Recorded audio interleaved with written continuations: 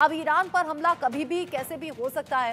Israel में security cabinet की meeting हुई है, लंबी ये मीटिंग रही है। ईरान पर हमले को लेकर विस्तार से इसमें चर्चा की गई है। पूरे कैबिनेट ने हमले का समर्थन किया है, यानी कि पूरा कैबिनेट एकजुट होकर ये कह रहा है कि हाँ, ईरान पर हमला होना चाहिए।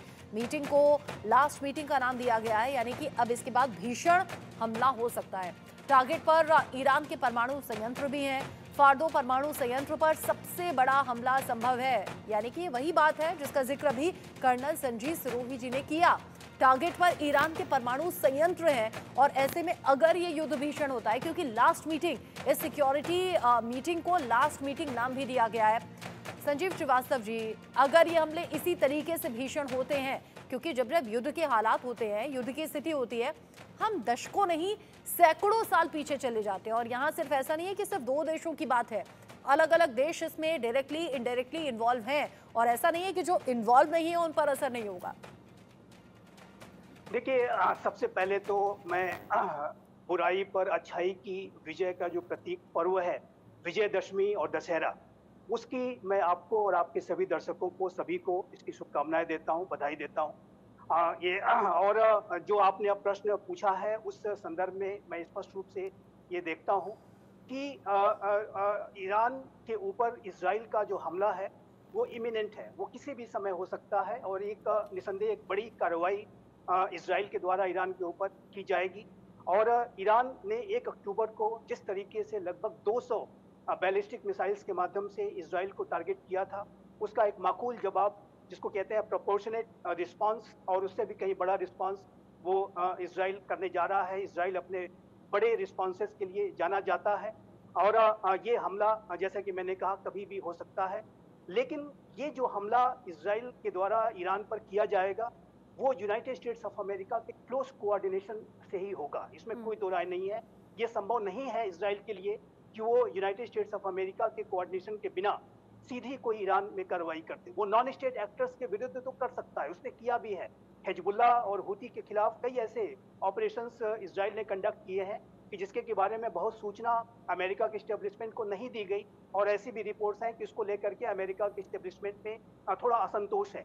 लेकिन ईरान के विरुद्ध सीधी कार्रवाई जो अब इजराइल करने जा रहा है, वो तब तक संभव नहीं है जब तक अमेरिका की उसे हरी झंडी न मिले। और उस संदर्भ में दोनों ही सिक्योरिटी एस्टेब्लिशमेंट्स के बीच में, इजराइल और अमेरिका के बीच में एक गहरा विचार मंथन चल रहा था। और इस संदर्भ में लगातार जो टीम्स हैं वो एक दूसरे के साथ वर्कआउट कर रही थी। और जैसा कि अमेरिका के विदेश मंत्रालय के प्रवक्ता और रक्षा मंत्रालय के प्रवक्ता के द्वारा लगातार इस बारे में अपडेट्स भी दी जा रही है, और कि वो लगातार इजरायली सिक्योरिटी एस्टेब्लिशमेंट के संपर्क में है। लेकिन अमेरिका इस बात की ये सलाह दे रहा है ईरान को कि उसको हमला तो अवश्य करना चाहिए, और अमेरिका लगातार इस बात को 1 अक्टूबर से कहता रहा है कि इजराइल को पूरा अधिकार है कि वो ईरान के ऊपर वो बड़ी कार्रवाई करे, बड़ा हमला करे।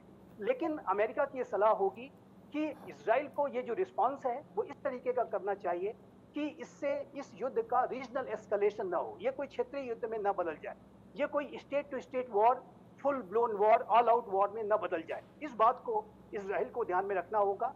और यदि रचना जी इस तरीके की सिचुएशन बनती है कि ये पूरा इजराइल का जो आतंकवाद के विरुद्ध युद्ध है वो अगर क्षेत्रीय युद्ध में बदल जाता है, तो ये पूरे मिडिल ईस्ट रीजन के लिए और पूरे विश्व के लिए बहुत ही खराब डेवलपमेंट होगा। विश्व की जो एनर्जी सप्लाई चेन्स है वो सिवियरली इम्पैक्टेड होंगी। और जाहिर है कि जो पहले से ही रशिया यूक्रेन युद्ध की वजह से जो एनर्जी सप्लाई चेन्स प्रभावित रही हैं, और इस युद्ध के छिड़ जाने की वजह से पूरे मिडिल ईस्ट रीजन में एक जो अस्थिरता आएगी, उसका पूरा वैश्विक असर पड़ेगा, और वो अमेरिका नहीं चाहता। दूसरा, इसीलिए तो हम कह रहे हैं कि वैश्विक स्तर पर इस युद्ध का और इस युद्ध की स्थिति का असर होगा।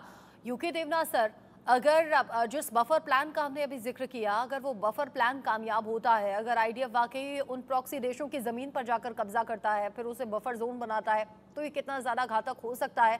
साथ ही साथ ये जो अलग अलग प्रतिबंधों की तैयारी ईरान पर हो रही है, ये क्या इसे हम ऐसे समझे कि हर तरीके से बस चोट करना चाहता है इजराइल और पीछे से सपोर्ट कर रहा है अमेरिका?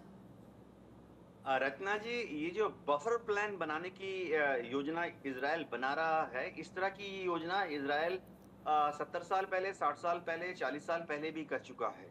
अगर वो एक बफर जोन बनाना चाहते हैं तो जाहिर बात है कि बफर जोन वेस्ट बैंक में बनेगा नहीं जॉर्डन के साथ, क्योंकि वहां पे Jordan river clear cut demarcation है।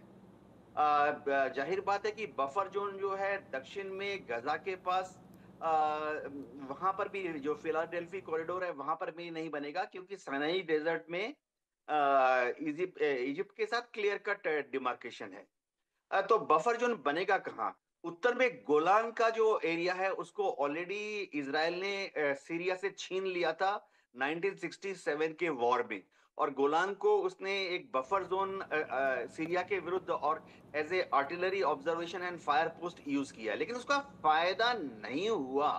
सीरिया में जो हिजबुल्लाह हैं वो फिर भी हमला कर रहे हैं, गोलान के ऊपर से उत्तरी इजराइल में फायर कर रहे हैं।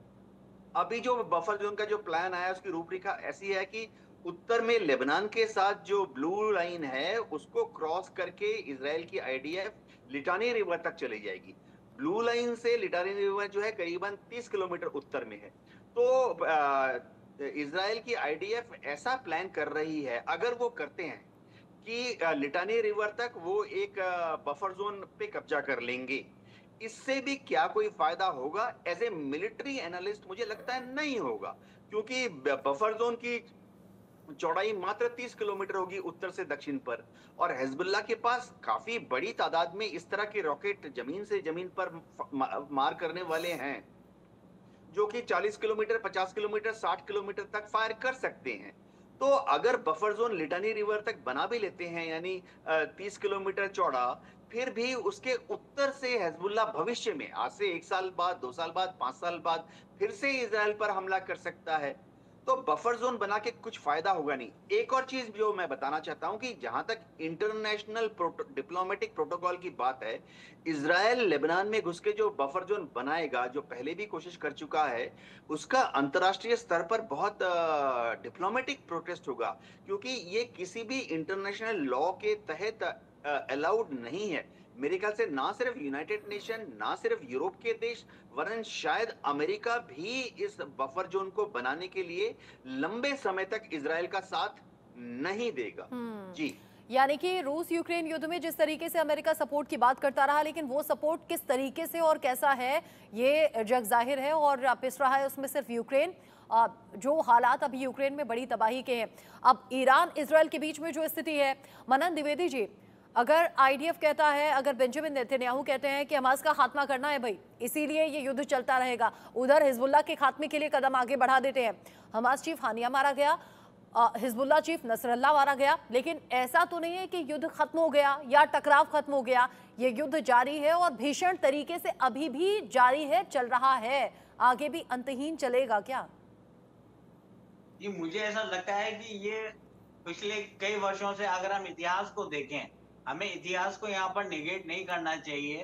तो 1947-48 में नगबा वॉर हुआ, जिसमें इजराइल ने गोल्डा मेयर के तत्वाधान में एक तरीके से, पूरी तरीके से वहां पर अपने राष्ट्र को स्थापित किया, और इजराइल एक फ्री और इंडिपेंडेंट नेशन स्टेट रूप में उभर के सामने आया।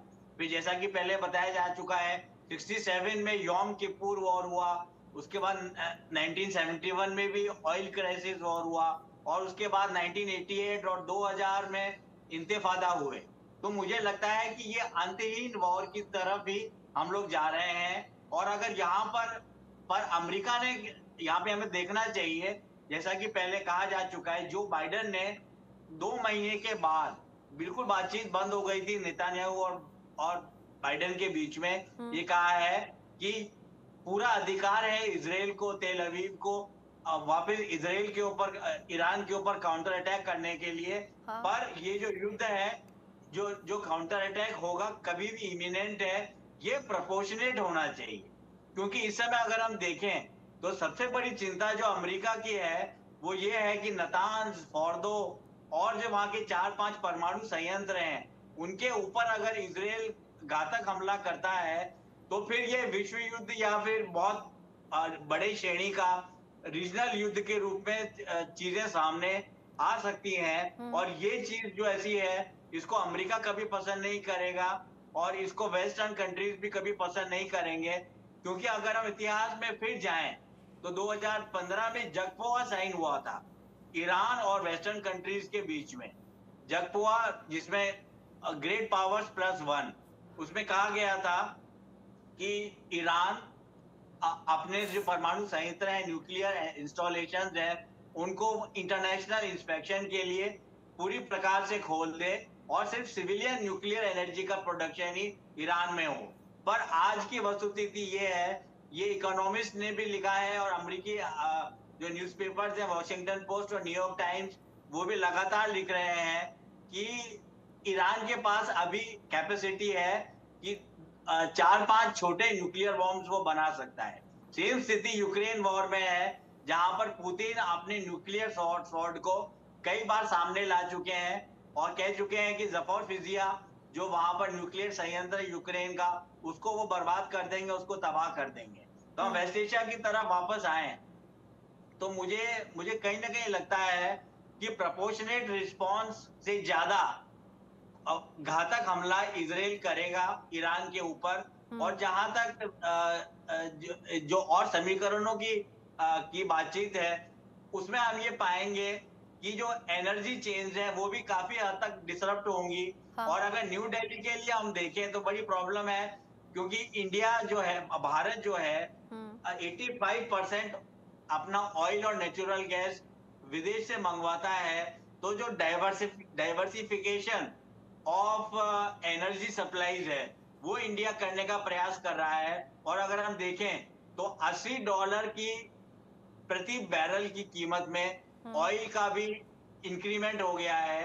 ऑयल प्रति बैरल की प्राइस में भी इंक्रीमेंट हो गया है। और अगर युद्ध छिड़ता है, विश्व युद्ध भी नहीं और रीजनल क्षेत्रीय युद्ध भी छिड़ता है, तो उसमें हम देखेंगे कि पूरे विश्व की अर्थव्यवस्था कई डेकेड से पीछे चली जाएगी। हाँ। और कई सालों से पीछे चली जाएगी। तो मुझे लगता है ये अच्छी बात नहीं है कि युद्ध के बादल इजराइल ये हम और आप यहाँ बैठे हुए कह सकते हैं कि हाँ, युद्ध के हालात ठीक नहीं है और हम सैकड़ों साल पीछे चले जाएंगे और जाहिर सी बात है कि उसमें गाहे बगाहे हिंदुस्तान भी प्रभावित होगा।